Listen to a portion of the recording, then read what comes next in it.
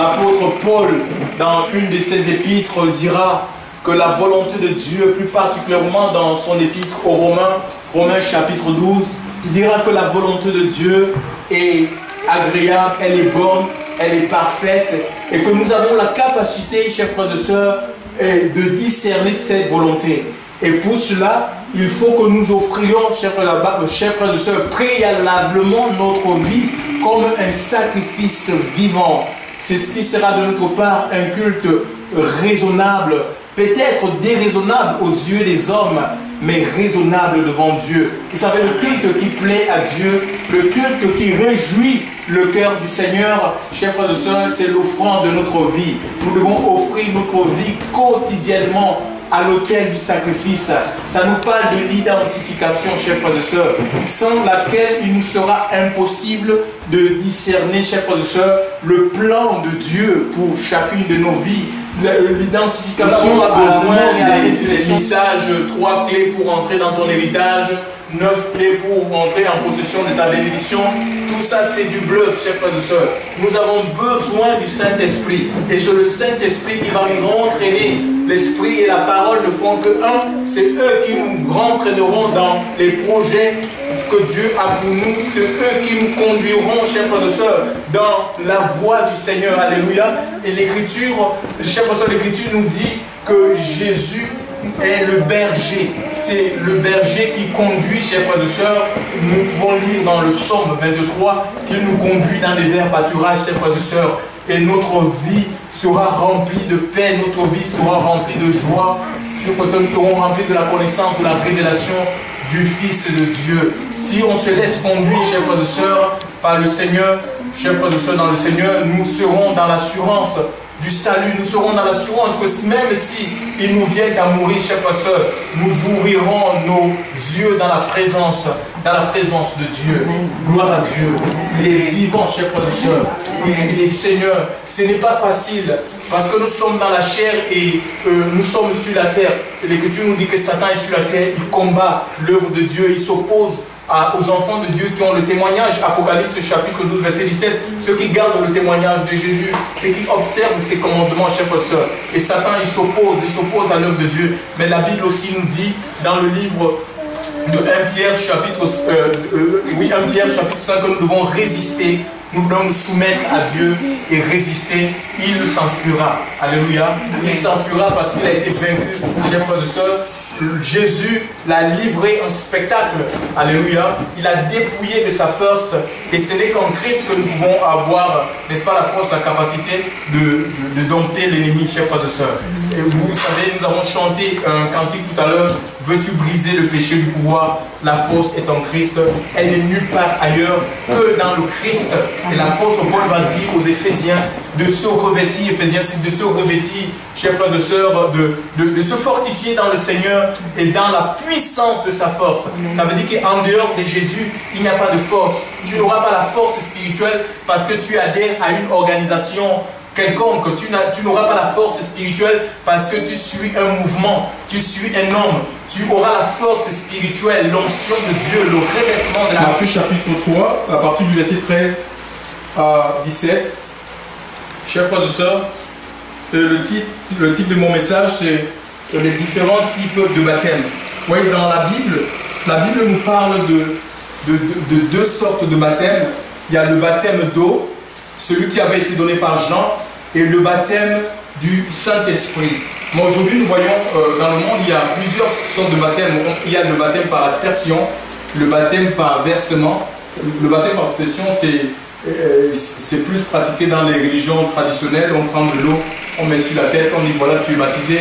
Et le baptême par versement, ça veut dire qu'on peut prendre de l'eau sur un seau et puis on le verse sur la personne. On dit, mais c'est des baptêmes qui ne sont pas reconnus par la parole de Dieu.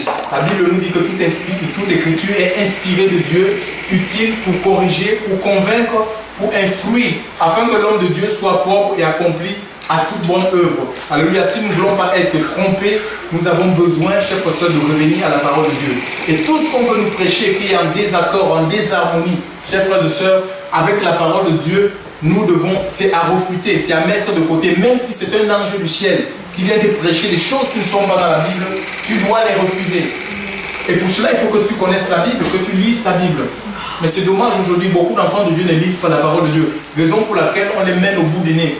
Les faux pasteurs, les faux apôtres, les gourous, les mènent au bout du nez parce qu'ils n'ont pas la connaissance des Écritures. Les gens qui faisaient du commerce, ceux qui faisaient du commerce, c'est les tissus.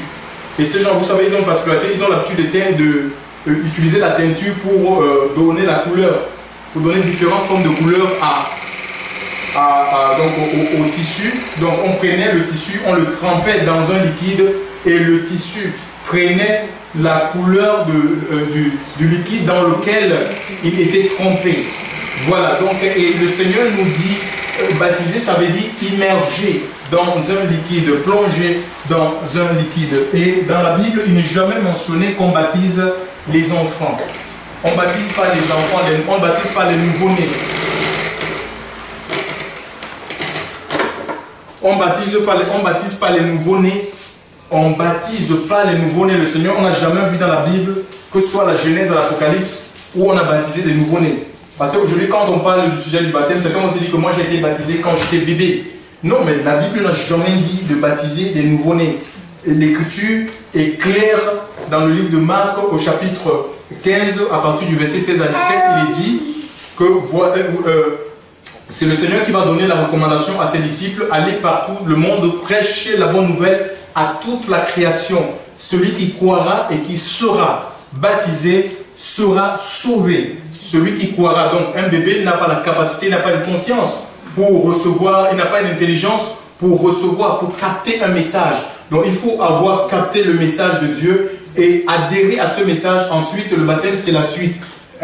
Voilà, c'est une suite, chers frères et sœurs, dans notre marche, dans notre adhésion à la parole de Dieu. Donc on ne baptise pas des nouveau-nés, on baptise des nés de nouveau. Les gens qui sont nés de nouveau. En fait, ça veut dire, et le Seigneur va dire à un grand prêtre, Nicodème, dans le livre de Jean, chapitre 3, que si un homme ne naît d'eau de nouveau, il ne peut pas. Et si un homme ne naît de nouveau, il ne peut pas voir le royaume. Jean, chapitre 3, au verset 3, et dans le verset 5, il va réitérer la même formule, cette fois-là, en disant que si un homme ne naît d'eau et d'esprit, il ne peut pas voir le royaume des cieux. Donc, ce qui nous permet de voir le royaume des cieux, ce n'est pas le baptême d'eau, symbole, mais c'est la naissance selon l'Esprit de Dieu. Ça veut dire que lorsque nous venons dans la terre, nous venons sur la terre, nous naissons d'un père et d'une mère. Mais Dieu nous fait naître pour la seconde fois, mais de son esprit.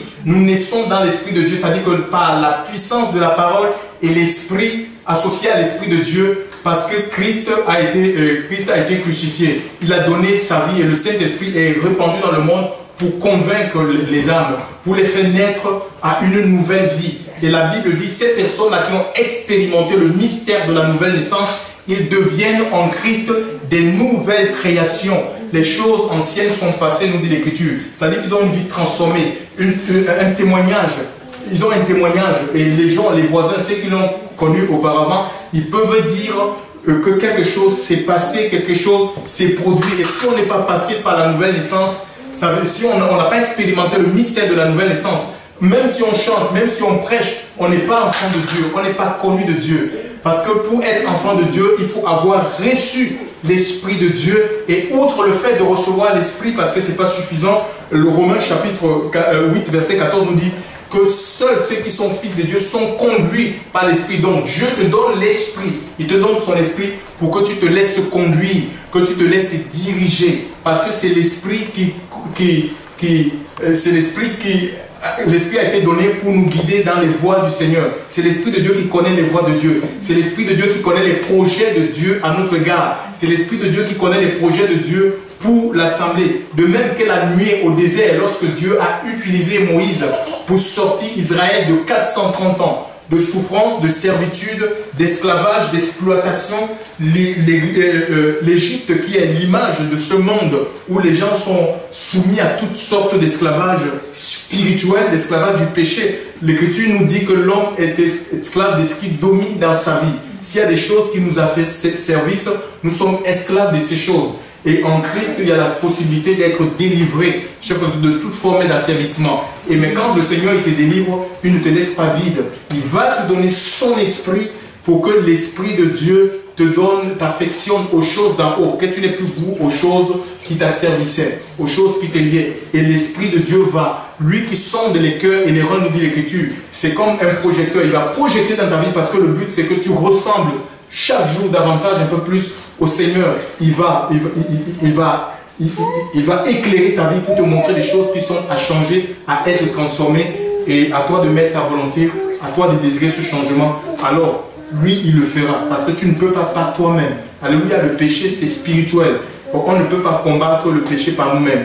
Donc, il faut une intervention divine, chers frères et sœurs. Le Saint-Esprit a été donné pour nous convaincre, pour nous débarrasser, chers frères et sœurs, du pouvoir du péché, de la vie de la chair. Donc, il nous conduit dans sa volonté. Nous avons besoin d'être conduits. Si nous voulons une vie d'enfant de Dieu réussie, il nous faut tout simplement nous soumettre, écouter la voix du Saint-Esprit. Alléluia, c'est important. Il faut écouter la voix du Saint-Esprit. Et le Saint-Esprit ne nous trompera jamais. Le Saint-Esprit ne nous amènera pas dans les voies qui ne sont pas la voix de Dieu. Il nous amènera au cœur du Père, chers frères et sœurs. Et là où l'on entre dans le corps de Christ, il est important de localiser l'environnement déjà géographique dans lequel le Seigneur veut nous utiliser. Tu ne vas pas, quand tu es enfant de Dieu, tu ne vas pas dans un endroit, tu ne vas pas dans une communauté parce qu'il y a un pasteur qui est noir là-bas, ou c'est des gens de ta tribu, ou c'est des Français. Tu ne vas pas dans une église parce que c'est des Français qui sont là-bas. Tu ne vas pas dans une église parce que c'est des malgaches. L'église s'est ethnicisée, quoi. L'église s'est tribalisée. L'église, aujourd'hui on parle des églises des Africains. On ne va pas dans une église parce que c'est des Africains. Il faut écouter la voix du Seigneur parce qu'il y a une seule église, il y a un seul esprit.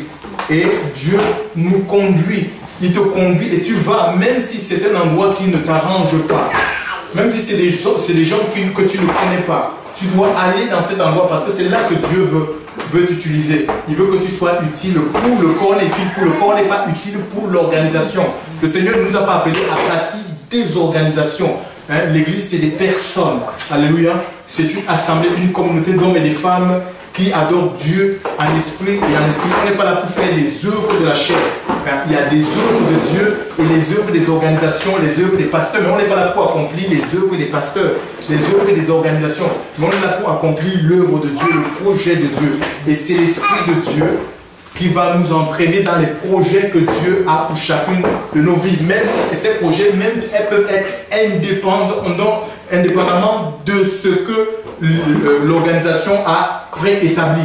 Ça n'a rien à voir, mais c'est à toi de t'affirmer. Alléluia, Dieu ne nous demande pas une soumission aveugle, une soumission à l'aveuglette, que tu acceptes tout, ou sois soumis à l'homme de Dieu. Chacun de nous a besoin de faire des progrès, qu'on soit annonciateur de la parole de Dieu, qu'on soit même le pionnier dans une œuvre, nous avons besoin de Jésus. Alléluia, la parole de Dieu s'adresse à tout le monde sans exception.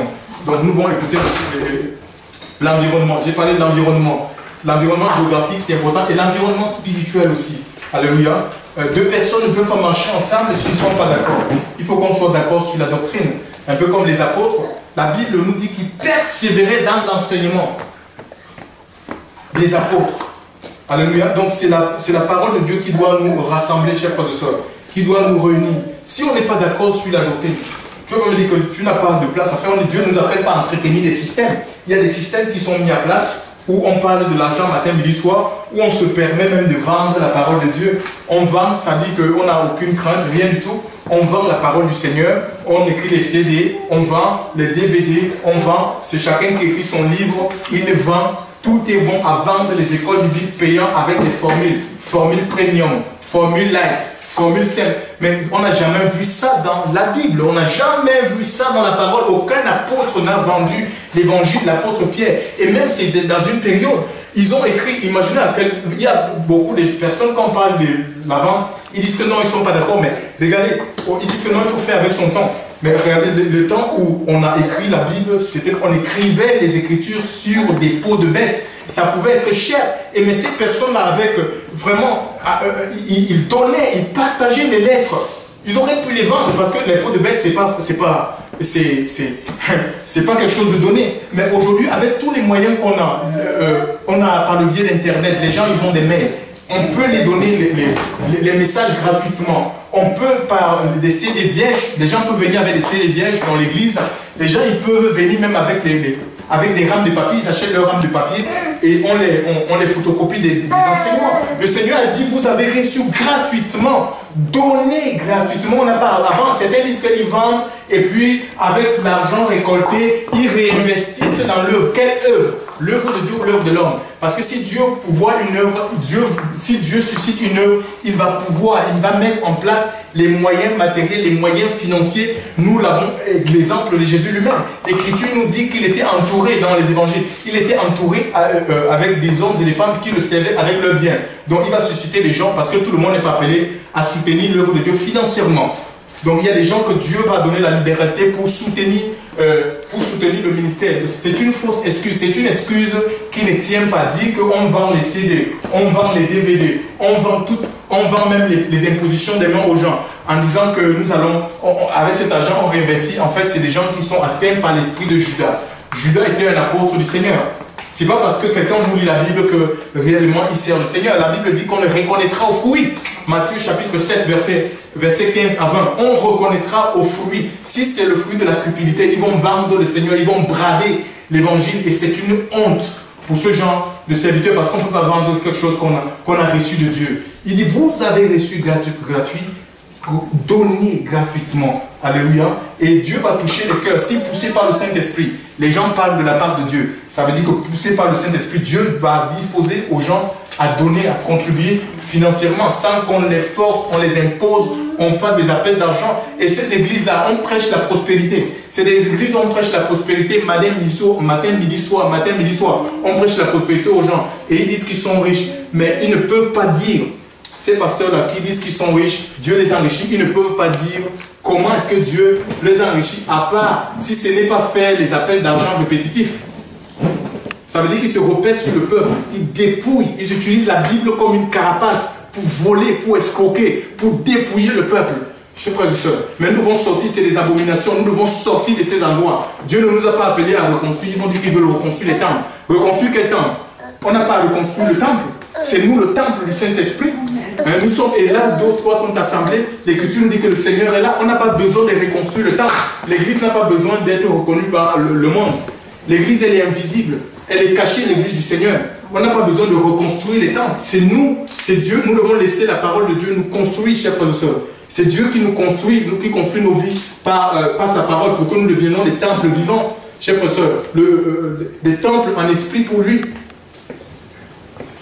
Tout simplement, on n'a pas construit quelque chose, on n'a pas construit une organisation. Et on trouve même des gens avec les ministères. Tel ministère,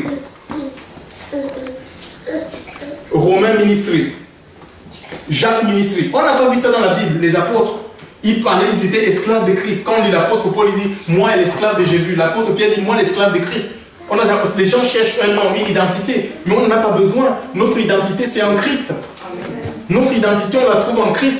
Pourquoi on va s'encombrer à chercher des références dans le monde? Jésus n'a pas été grand selon les normes du monde.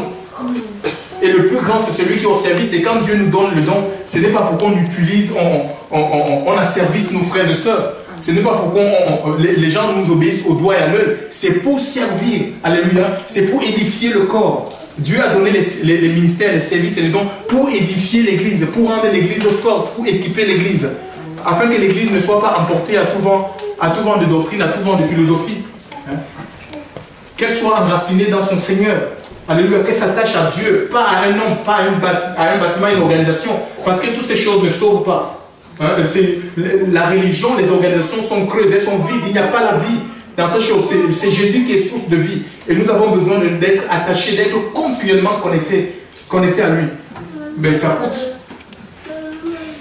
Ça coûte, c'est un prix. Donc nous revenons sur le livre de Matthieu. Il est dit, la Bible va nous parler de Jésus, chers frères et sœurs. Matthieu chapitre 3. Matthieu chapitre 3, oui. Matthieu chapitre 3, verset 13, il dit, alors Jésus vient de Galilée au Jourdain auprès de Jean pour être baptisé par lui. Mais Jean l'empêchait fort, disant, moi j'ai besoin d'être baptisé par toi, et toi tu viens à moi. Et Jésus répondant lui dit, laisse faire maintenant, car ainsi il nous est convenable d'accomplir toute justice. Alors il le laissa faire, et Jésus, ayant été baptisé, monta aussitôt, s'éloignant de l'eau, et voici les cieux lui furent ouverts, et il vit l'Esprit de Dieu descendre comme une colombe, et venant sur lui, et voici une voix qui venait des cieux, disant, celui-ci est mon Fils bien-aimé en qui j'ai trouvé mon plaisir. Gloire à Dieu. L'Écriture nous parle ici, chers frères et sœurs, du baptême de Jésus. Il avait 30 ans lorsqu'il s'est rendu auprès de Jean. Jean, qui est Jean? Il y a deux Jean dans la Bible. Il y a Jean le Baptiste et Jean l'apôtre. Donc Jean le Baptiste, c'est le fils de Zacharie et Élisabeth. La réponse à leur prière. La Bible nous dit que c'était un couple de Lévites. Ils étaient consacrés à Dieu. Ils servaient dans le temple. Et dans toute leur jeunesse, sûrement ils ont espéré un enfant. Avoir un enfant, ils n'ont pas eu. Et l'Écriture nous dit qu'au terme de leur vie, le Seigneur a exaucé ce couple. Dieu s'est souvenu, chers frères et sœurs, du service de ce couple. Il les a bénis. Il les a bénis non seulement avec un fils, il les a bénis avec un fils qui avait un appel. Alléluia. Et vous savez, dans la sacrificature de l'ancienne alliance, le sacerdoce qu'avait reçu Aaron, chers frères et sœurs dans le Seigneur, le sacerdoce qu'avait reçu Aaron, c'était un sacerdoce transmissible. C'est-à-dire qu'on pouvait le transmettre de père en fils. Quand Aaron, ça veut dire que quand Aaron se déchargeait de la fonction de prêtre par rapport à son âge, c'est ses fils qui devaient le succéder. Ses fils, donc on n'avait même pas à discuter. C'était comme ça, c'était des lois que Dieu avait établies. Mais comprenons que dans la nouvelle alliance, la donne change, parce que même Jésus-Christ, il n'a pas reçu un sacerdoce selon l'ordre d'Aaron. Alléluia, parce que Dieu, il est sorti d'une tribu que Dieu n'avait rien dit concernant la sacrificature, la tribu de Juda. Et si vous lisez l'histoire de la tribu de Juda, au désert, ils ont posé des problèmes à Israël. Ils ont posé des problèmes à Israël par rapport au péché d'Achan qui avait pris des lingots d'or et un manteau de chinéa, il l'a mis sous la tente et ça avait tenu Israël en échec. Alléluia. Et Jésus est sorti de cette tribu-là. Donc pour dire, aujourd'hui on a des gens, des soi-disant hommes de Dieu qui veulent lier le destin de leur fils au leur. Ça veut dire que Dieu les a appelés à être pasteurs, à être apôtres et prophètes. Qu'est-ce qu'ils font? Ils se mettent aussi à former leurs enfants pour que leurs enfants leur succèdent après eux. Mais c'est très faux. Un homme de Dieu, peut-être tu écouteras ce message, tu peux transmettre la lettre, mais l'onction, tu ne peux pas donner l'onction à ton fils. C'est l'onction qui fait la différence, chers frères et sœurs. Et beaucoup sont établis comme ça par les hommes dans nos églises. C'est pourquoi il y a des dégâts. Vous savez, quand on est établi par un homme, on va faire des dégâts parce qu'on n'a pas été travaillé par le Seigneur. Nous voulons les hommes qui sont établis par Dieu. Nous voulons les hommes qui sont passés. Quand Dieu établit, chers frères et sœurs, il donne l'onction. C'est le Seigneur qui choisit. Alléluia. Comme il a choisi les 12, l'Écriture nous dit qu'il les a eus avec lui dans le but de les transformer, de les parfaire, de les transmettre les codes, les automatismes. Il les a eus avec lui dans le but de les façonner, de les rendre comme il est. Tout ici accompli, nous dit, sera comme le Maître, dans le but de les rendre comme lui, afin que le service soit selon Dieu, chers frères et sœurs, et non selon la chair. Nous devons retourner dans la parole, chers frères et sœurs. Et dans les actes des apôtres, nous voyons toujours c'est le Saint-Esprit qui met à part des personnes. C'est le Saint-Esprit qui doit choisir. On ne devient pas apôtre, pasteur, prédicateur, évêque parce qu'on est rentré dans une faculté de théologie. On ne devient pas apôtre, pasteur, prédicateur, évêque parce qu'on a fait une école biblique. On ne devient pas apôtre, pasteur, prédicateur, évêque parce qu'on a suivi un homme de Dieu et puis dans le temps de sa vie, dans sa vieillesse, il a dit, voilà, toi succède-moi. Non, chers frères, on ne s'arroge pas ce titre. Alléluia. C'est Dieu qui nous choisit. Il choisit qui il veut. Alléluia, il ne fait exception de personne. Ça n'a rien à voir avec notre position sociale. Ça n'a rien à voir avec notre capacité intellectuelle. Alléluia. Et l'Écriture va dire, considérez que parmi vous qui avez été appelés, il n'y a pas beaucoup de riches, beaucoup d'intelligents, beaucoup de sages. De toute façon, c'est Dieu qui fait l'œuvre. Alléluia. L'insensé devient sage avec le Seigneur. On n'a pas besoin d'avoir un bac +8 pour annoncer la parole de Dieu. On a tout simplement besoin de l'Esprit de Dieu. Et la Bible nous dit dans le livre de Jean, chapitre 12, 26, que le Saint-Esprit vous enseignera toutes choses. Alléluia. Et il va rappeler les paroles du Seigneur. On est là pour publier la parole de Dieu. Alléluia. Les oracles de Dieu par le Saint-Esprit. Donc nous avons donc Jean. Jean, c'est le fils, il est né dans une famille, donc en temps normal, c'est quelqu'un qui devait hériter, qui devait succéder à son père, parce que son père, Zacharie, servait dans le temple. Et l'Écriture nous dit que ça ne s'est pas passé ainsi. Il a plutôt préféré aller au désert, nous dit l'Écriture. Tu vois, et ça devait être une honte pour sa famille. Peut-être qu'il était incompris, peut-être qu'il a été considéré comme un anathème, quelqu'un qui est séparé de Dieu. Mais comment un fils de Lévi peut aller dans le temple, et pourtant les Lévites sont allés au désert, et pourtant les Lévites sont appelés à servir dans le temple, chers frères et sœurs. Pourtant les Lévites sont allés au désert, et pourtant les Lévites sont appelés à servir dans le temple, chers frères et sœurs. Vous savez, la sagesse de Dieu, c'est une folie aux yeux de ce monde, mais chers frères et sœurs, mais nous devons nous confier à la sagesse de Dieu. Ce que les hommes considèrent comme la folie, c'est plus sage que les hommes. Alléluia. Et cet homme est allé, il a écouté la voix de l'Esprit. Pourquoi? Parce que le temple était corrompu. Alléluia. Le temple était corrompu, chers frères et sœurs. Il y avait de l'injustice. Il y avait le légalisme qui s'était introduit dans le temple de Dieu. Il y avait le favoritisme, la corruption. Il n'y avait plus de différence entre le temple de Dieu et le temple païen. Les mêmes choses. Le monde, la mondanité était rentrée dans le temple. Raison pour laquelle le Seigneur a donné ça comme une ombre. Alléluia. Il a détaché ce prophète, il a détaché ce Jean, l'évangéliste, il a entraîné au désert. Chers frères et sœurs, vous savez, et encore faudrait-il qu'on veuille, hein, aujourd'hui personne ne veut souffrir. Au désert, il y a quoi? Il n'y a rien, il n'y a pas des hommes. Au désert, c'est sec, c'est vide, il n'y a rien qui pousse dans le désert, chers frères et sœurs. Et l'Écriture dit qu'il se nourrissait de quoi? Du miel et des sauterelles sauvages. Il était habillé comment? En vêtements de poils de chameau. Il n'avait pas les Yves Saint Laurent, Pierre Cardin, non. Et oui, moi je dis, on dit, oh, voilà, si tu n'as pas une bonne tenue, une tenue correcte, ben, tu n'es pas dans le Seigneur. C'est très faux. Mais au-delà de son aspect physique, chers frères et sœurs, il y avait l'onction de Dieu dans sa vie. Il y avait l'approbation de Dieu. Et l'Écriture nous dit que les gens fuyaient les synagogues. Ils fermaient leurs échoppes et ils se rendaient, chers frères et sœurs, dans le Jourdain pour écouter cet homme, Jean, la voix de Dieu. C'était une voix pour les hommes et les femmes de sa génération. Et certains avaient cru que Jean était le Christ, mais dans toute sa gloire, il a pu garder sa place, reconnaître sa position. Il dira, je ne suis pas digne de délier la couronne de ses souliers. Dans le livre de Marc, chapitre 1, parlant de Jésus, alléluia. Et dans le livre de Jean 1, 21, il dit, le lendemain, quand il a vu Jésus venir, il dira, celui que Jésus c'est l'agneau de Dieu qui ôte le péché du monde. Et il a demandé même à ses disciples de le suivre. Quel pasteur aujourd'hui? Alléluia. Beaucoup se prennent pour des Christ. Ils sont devenus des Christ. Ils ont embrigadé, enfermé les âmes, pensant qu'ils sont la solution.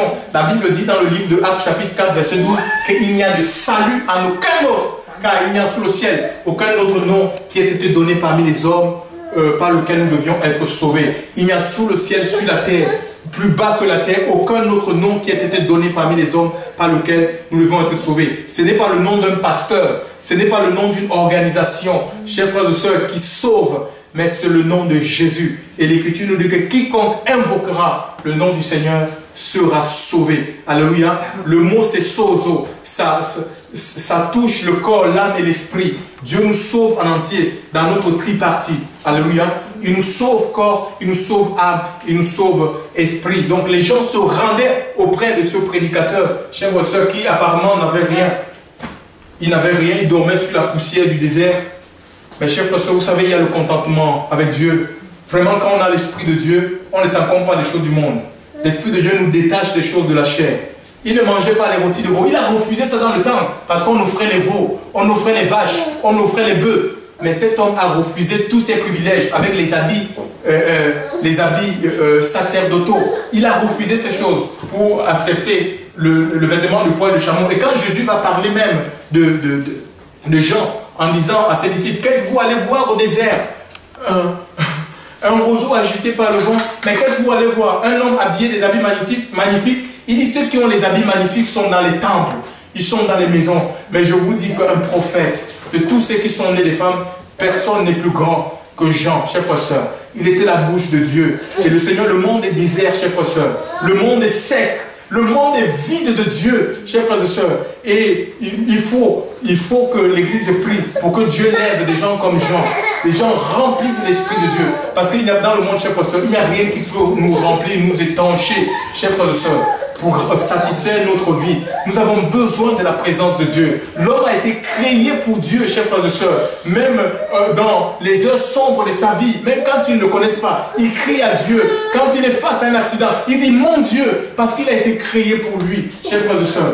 Il a été créé pour servir Dieu. Et servir Dieu, ça ne veut pas dire qu'on va être embrigadé. Chers frères et sœurs, au contraire, on retrouve la vraie liberté. Alléluia. Parce qu'il nous donne son esprit. On sert Dieu dans l'esprit. Et là où il y a l'esprit du Seigneur, l'Écriture nous dit qu'on est libre. On ne peut pas être une prison d'envoûtement. Notre corps ne peut pas être une prison d'envoûtement, une prison de malédiction. Notre corps ne peut pas être une prison de possession, chers frères et sœurs. Notre corps ne peut pas être emprisonné par un pasteur. On ne peut pas être emprisonné par un homme, par une structure. Parce que l'Esprit de Dieu, c'est comme le vent. On ne peut pas retenir le vent, chers frères et sœurs. Alléluia. Gloire à Dieu, c'est le vrai service, c'est le service que Dieu nous dit. Et le Seigneur va le dire, que le vent souffle où il veut, on entend le bruit, mais on ne sait d'où il vient, d'où il va. Il en est ainsi de tout homme qui est né de lui, qui est né de son esprit. Vous savez, donc on n'a pas besoin, et vous n'avez pas besoin, mes frères et sœurs, parce que vous allez aller dans des endroits, ils vont vous demander que mais tu es de quelle église? L'église n'a pas de nom. Il n'y a pas de nom dans le ciel, chers frères et sœurs. L'église, c'est des personnes. Dieu ne reconnaît pas, les organisations ne sont pas reconnues au ciel, chers frères et sœurs. Dieu reconnaît les hommes et les femmes qui sont nés de son esprit, tout simplement. Ils vont dire, mais le Seigneur dit, le vent souffle, le vent, on entend le bruit, on sait d'où il vient. Donc, je n'ai pas besoin d'une référence humaine, chers frères et sœurs, une référence dans le monde. Alléluia, je suis de telle organisation. Non, et on ne sait d'où il va. Ça veut dire que tu ne programmes rien. Tu ne programmes pas des choses, des missions d'avance. Tu te laisnes tout simplement conduire. Tu laisses que l'Esprit de Dieu mette les projets de Dieu dans ton cœur. Et tu suis tout simplement. Alléluia. Gloire à Dieu. Mais aujourd'hui, on va trouver, les pasteurs, ils ne sont même pas en 2015. Ils ont leur agenda est rempli jusqu'en 2015. Ils savent préalablement ce qu'ils vont faire jusqu'en 2015. On dirait qu'ils peuvent savoir ce qu'un jour peut enfanter. Ils ne sont pas sûrs que demain ils vont vivre. Mais leur programme, leur agenda est déjà rempli jusqu'en 2015. Ils vont missionner, mais c'est faux, c'est la conduite de la chair, excusez-moi. C'est la chair dans toute sa splendeur. Nous devons retourner dans la simplicité des choses de Dieu et nous laisser tout simplement conduire, guider par le Seigneur. Et que tu nous dis que les gens se rendaient aux frères de Jean, il était au bord du Jourdain, chers frères et sœurs dans le Seigneur, et y compris Jésus. Il a parcouru plus de 1000 km. Il quitte Galilée pour se rendre à la Judée, chers frères et sœurs. Donc, il a parcouru plus de 1000 km pour se rendre vers Jean. Pourquoi? Pour se faire baptiser. Avait-il besoin de se baptiser? L'Écriture nous dit que toute la divinité habitait dans le Christ. Il était le Dieu fait homme, chers frères et sœurs. Et il dira, je suis étroit dans cette tente. Est-ce qu'il avait besoin d'aller vers Jean? Pourquoi va-t-il vers Jean? Déjà, une façon de reconnaître son ministère.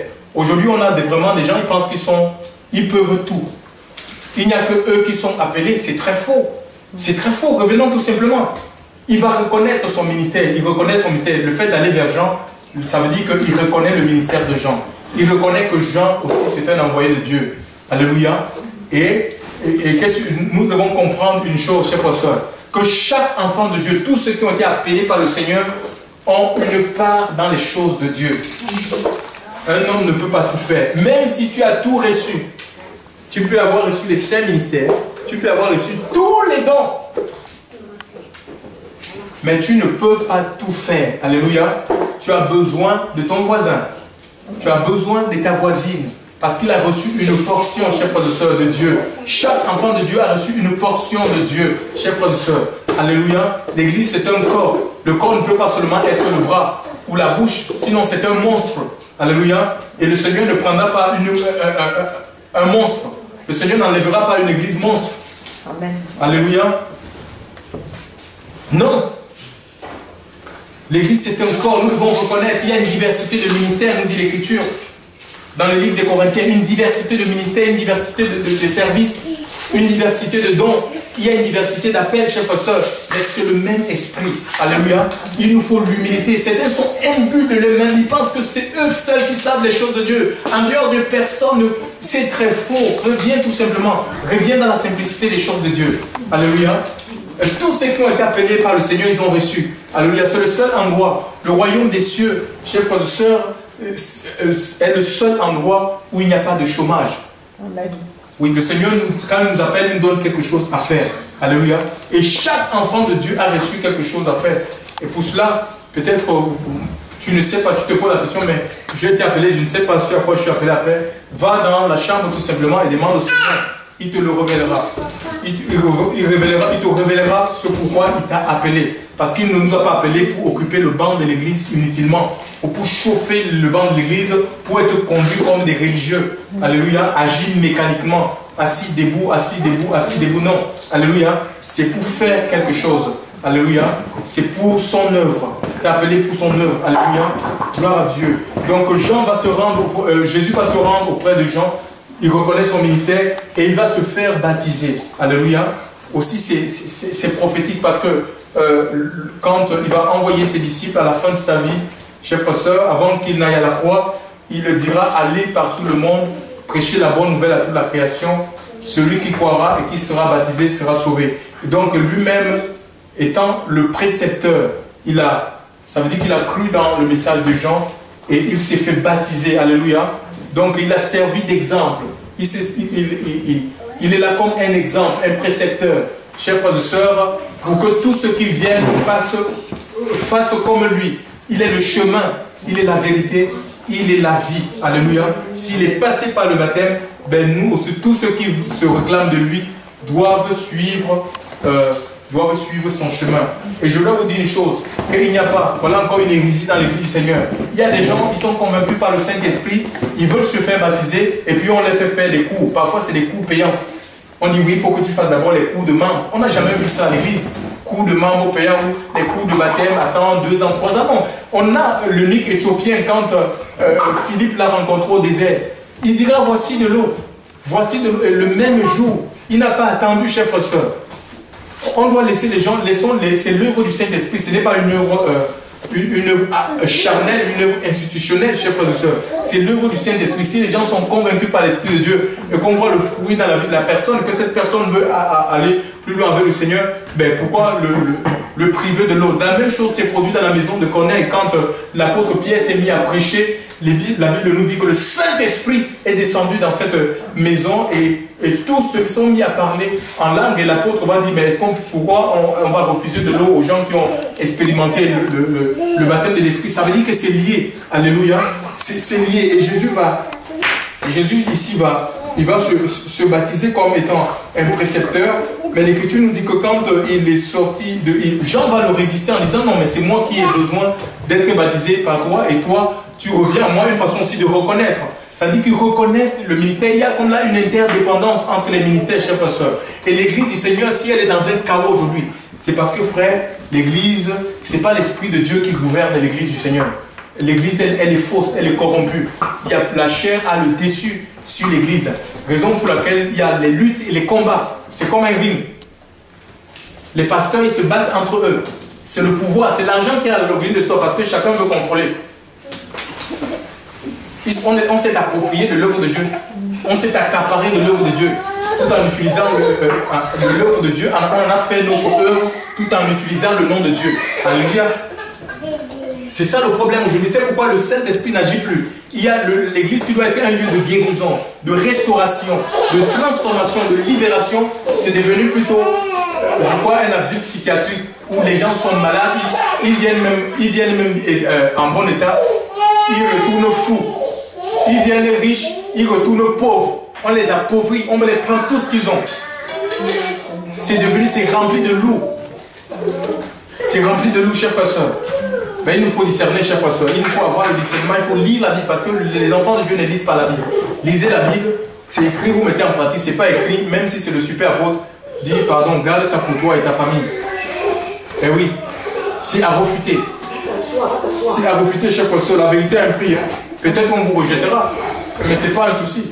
Si on me rejette, ce qu'on a besoin, c'est l'approbation de Dieu. C'est pas l'approbation d'un ministère quelconque, d'une organisation quelconque. Alléluia. Ce qui est important, c'est que lui nous connaisse. Alléluia. Qu'il nous connaisse et qu'il nous approuve. Alléluia. Oui, c'est consolant. Donc, Jésus va reconnaître aussi, Jean le baptiseur va reconnaître le ministère de Christ, il va s'y opposer, mais Jésus va lui dire non, laisse faire que nous accomplissions toute justice. Ne mettons pas obstacle à la parole de Dieu, ne mettons pas des barrières à l'œuvre de Dieu. Et l'Écriture, eh oui, si à refuter, chers frères, la vérité a un prix, hein. Peut-être qu'on vous rejettera, mais ce n'est pas un souci. Si on me rejette, ce qu'on a besoin, c'est l'approbation de Dieu. C'est pas l'approbation d'un ministère quelconque, d'une organisation quelconque. Alléluia. Ce qui est important, c'est que lui nous connaisse. Alléluia. Qu'il nous connaisse et qu'il nous approuve. Alléluia. Oui, c'est consolant.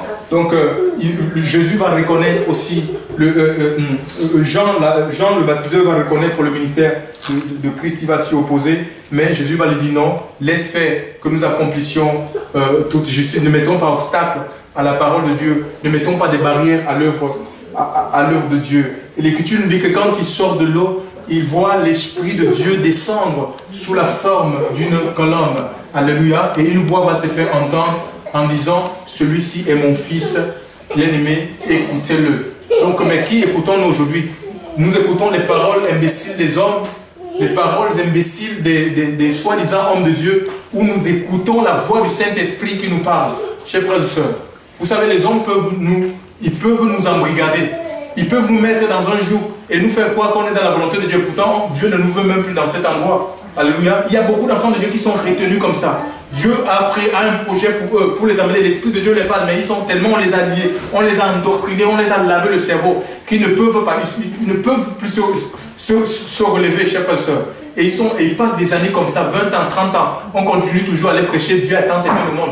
Et c'est des gens qui sont aguerris, ils sont mûrs. Ils peuvent servir, mais ils sont comme liés, ils sont attachés par des mouvements. On a pu de mettre des liens, des toiles sur eux. Ils peuvent s'émanciper, chers frères et sœurs. Et beaucoup sont comme ça. Combien de fois on a rencontré? Quelquefois j'ai rencontré, frère, je suis allé visiter des églises. J'ai rencontré des gens qui étaient mûrs dans la foi, qui pouvaient servir, qui pouvaient être comme vraiment des précepteurs, qui pouvaient être devant pour donner la vision, pour proclamer les choses de Dieu. Ils étaient assis derrière et des gens qui étaient immatures, ils étaient conduits par des gens qui étaient immatures. Mais c'est une honte. Pourquoi? Parce que l'église est devenue la propriété d'une famille, c'est devenu la propriété d'un homme. Mais ça ne marche pas. Et puis on crie, on veut voir le Saint-Esprit agir, il n'agira pas. Chers frères et sœurs, Dieu ne peut pas accorder l'accroissement là où il y a le désordre, la confusion. Chers frères et sœurs, nous devons mettre tout ce qui est dehors. Nous pouvons lire l'ancienne alliance. Quand l'Esprit de Dieu voulait visiter, chers frères et sœurs, le peuple d'Israël, il fallait que l'Israël passe d'abord par la purification. Il fallait qu'il purifie le temple, qu'il mette les dieux étrangers. Tout ce que la corruption, chers frères et sœurs, le mensonge, les partis pris, le favoritisme, ce sont les dieux étrangers qui ont infiltré l'église du Seigneur aujourd'hui, que nous devons mettre dehors. La cupidité, chers frères et sœurs. Nous devons mettre toutes ces choses en dehors de nos vies.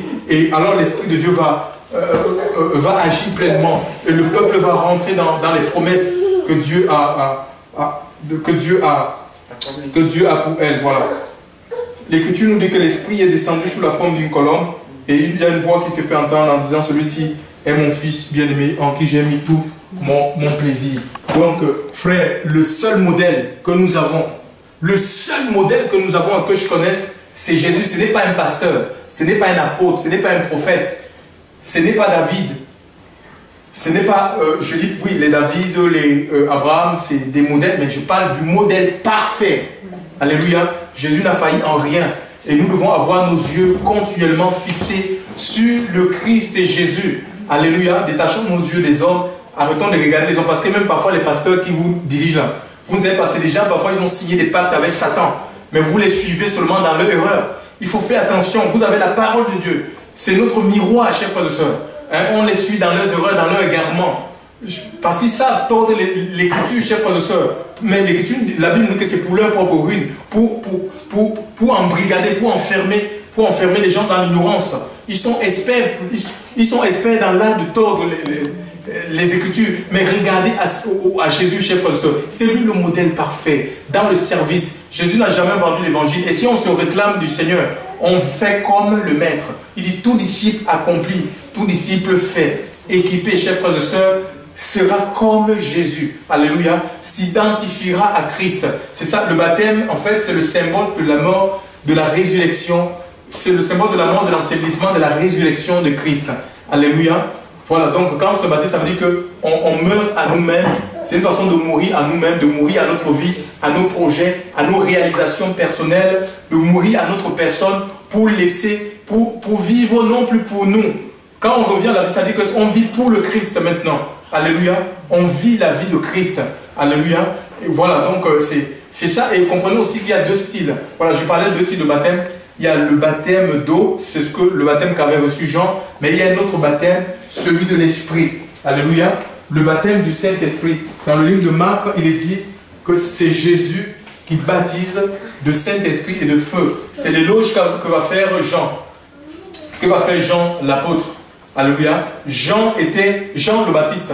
Donc Jean était sur le bord du Jourdain, sur l'eau froide du Jourdain. Il était sur l'eau froide du Jourdain, baptisant les gens, amenant les gens à la repentance. Mais Jésus, chers frères et sœurs, est le seul qui nous baptise de Saint-Esprit et de feu. Il n'y a pas de technique pour être baptisé de Saint-Esprit et de feu. Il y en a, ils font des séminaires. Ils organisent des grands séminaires. Ces grands séminaires où les gens vont recevoir le baptême de feu, c'est très faux. C'est le Seigneur qui baptise le Saint-Esprit. Je ne dis pas que Dieu ne peut pas te baptiser par l'intermédiaire d'un séminaire, mais ce n'est pas systématique. Dieu peut te baptiser de son esprit même dans ta maison, couché chez toi, chers frères et sœurs. Dieu peut te baptiser de son esprit même dans ta voiture. Alléluia. Dans ton lieu de travail.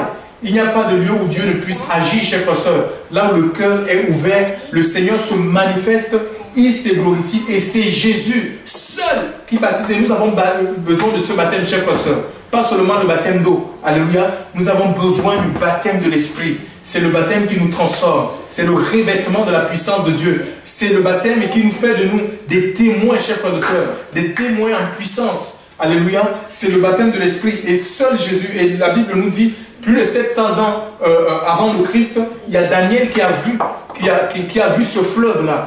Jean est sur le bord du Jourdain, Jésus est sur un fleuve de feu. La Bible nous dit dans Daniel chapitre 7 au verset 9, « Je regardais pendant que l'homme plaçait les trônes et l'ancien des jours s'assit. Son vêtement était blanc comme de la neige. » Ça nous parle de la pureté, de la sainteté du Seigneur. Et les cheveux de sa tête étaient comme de la laine pure. Son trône était comme des flammes de feu. C'est lui qui est sur le trône. Alléluia. C'est lui qui est assis sur le trône. Le trône, ça nous parle de la souveraineté de Dieu. Est-ce que nous la recherchons? Nous avons une volonté. Mais c'est la volonté de Dieu qui doit prédominer dans la vie de chaque enfant de Dieu. Dans la vie de chaque serviteur de Dieu. Encore faudrait-il qu'on l'accepte. La neige plus dans son trône était comme un feu ardent. Un fleuve de feu coulait et sortait devant lui. Un fleuve de feu coulait et sortait devant lui. Ça veut dire que le Seigneur est lui dans un fleuve de feu, contrairement à Jean qui était dans un fleuve d'eau froide. Et il nous immerge, alléluia, il nous immerge dans ce fleuve pour nous rendre comme lui. Alléluia. Pour nous rendre comme lui. Pour nous donner sa nature. Alléluia. La nature divine. Afin que nous devenions participants à sa nature divine, chers frères et sœurs. Il veut nous donner ce corps de gloire. C'est possible aujourd'hui. Le Seigneur n'a pas changé. Alléluia. Et il veut nous baptiser, il veut nous remplir de son esprit. Ainsi, nous deviendrons des témoins vivants. Pas témoins d'une organisation, pas témoins d'un pasteur, mais des témoins de Christ.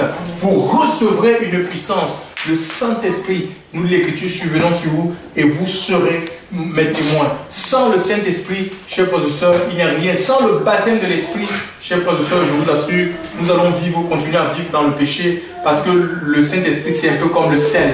Et il dit, vous êtes toute chair sera salée. Le Saint-Esprit, c'est comme le sel, et le sel a, n'est-ce pas, cette capacité de conserver les aliments, d'empêcher le pourrissement des aliments. Et ce qui va empêcher, le monde est pourri par le péché, chers frères et sœurs, c'est qui va empêcher la putréfaction de nos vies le pourrissement de notre vie, chers frères et sœurs, de notre témoignage, c'est la présence du Saint-Esprit. Alléluia. Dans notre vie, nous avons besoin de ce baptême. Alléluia. Le baptême d'eau, le baptême de Jean traite notre passé. Et nous avons un passé lourd. Alléluia. Le Seigneur nous fait naître de nouveau. Et ce baptême-là, c'est une ombre de ce que le Seigneur a fait dans l'esprit. C'est le bain de régénération qu'il a accompli par sa parole et son esprit. Et maintenant, il ne nous laisse pas vides. Il a besoin de nous mettre ce feu, le feu de ton esprit, le feu de sa présence, afin que nous devenions, chers frères et sœurs, non seulement des témoins visibles de sa nature, de son caractère, de ses attributs, mais que nous devenions des adorateurs en esprit et en vérité. Des gens qui sont contrôlés, qui sont influencés par le Saint-Esprit. Vous savez, l'Église, le monde est contrôlé par la magie. Le monde est contrôlé, que ce soit le monde de la finance, le monde de la politique, le monde du travail.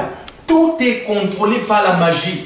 Mes chers frères et sœurs, si nous ne voulons pas être, même le monde, la religion est contrôlée par la magie. Mais si nous ne voulons pas être contrôlés, il nous faut être dans l'Esprit de Dieu. Alléluia. On ne peut pas contrôler l'Esprit de Dieu. C'est l'Esprit de Dieu qui contrôle toutes choses. Que le Seigneur vous bénisse et qu'il vous fasse du bien ce matin. Amen. Qu'il vous fasse du bien ce matin.